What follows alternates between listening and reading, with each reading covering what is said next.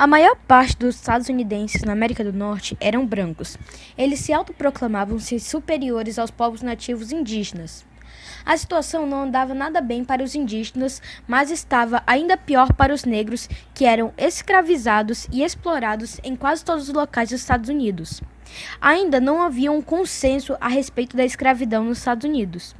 Esse fato de não haver um consenso a respeito da escravidão influenciou os espetos geográficos dos Estados Unidos naquela época. Aí você se pergunta, como que a escravidão pode influenciar e mudar a geografia de um país? Calma que vamos explicar isso melhor agora, na famosa Guerra Civil Americana. Esses fatos refletiam nos diferentes processos econômicos dos Estados Unidos que se caracterizaram tais divergências na posição norte-sul. Estados do Norte eram caracterizados pelo desenvolvimento industrial, pela mão de obra livre e assalariada e representavam a União, a maioria dos estados, e eram contra a conservação da escravidão. Já o Estado Sul, os Estados Confederados, eram agrícolas e a favor da conservação da escravidão. Assim continuaram as divergências e conflitos, pois não haviam entrado em consenso ainda. A divisão dos Estados Unidos em dois iniciou-se na primeira metade dos anos 1860. Com a eleição de Abraham Lincoln pelos Estados do Norte como o 16º presidente dos Estados Unidos, fato que preocupou os Estados do Sul e incentivou o movimento de separação com o objetivo de garantir a conservação do sistema e com o objetivo de se separar para criar uma nova nação, os Estados Confederados da América do Norte.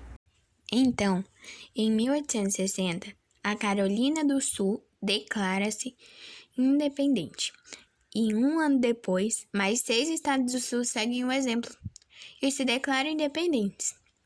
Porém, o presidente Abraham Lincoln não gostou nada dessa decisão do Estado do Sul e recusou a aceitar essa separação.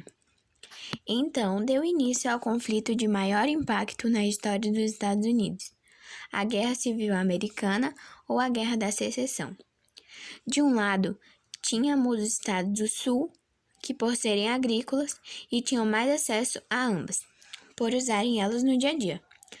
Porém, contavam com menor população. E do outro lado, Estados do Norte, contavam com maior população e também com indústrias que produziam maior quantidade de armamentos. Esse conflito deixou um rastro de morte dentre os dois lados, porém, o vencedor foi os Estados do Norte. Bom, mas é claro que não podemos ignorar o rastro da guerra em relação à escravidão. Em 1663, ocorreu a emancipação dos escravos nos Estados Confederados. Em 1865, uma emenda à Constituição dos Estados Unidos, a 13ª, prescreveu o fim da escravidão.